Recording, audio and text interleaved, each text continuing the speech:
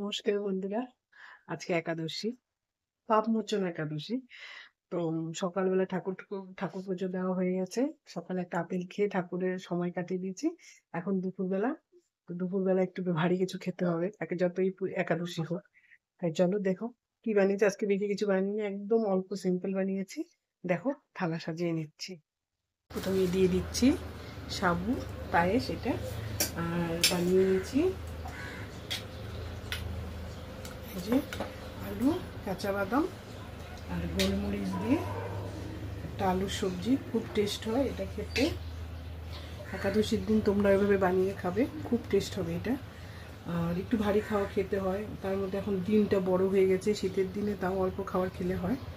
ঠাকুরের নামের সাথে সাথে একটু খাওয়া, পেট ভরে খেতেও হয়।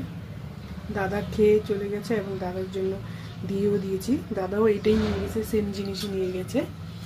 তো এটা হলো আজকে একাদশীর থালা, এখানেই রাখছি।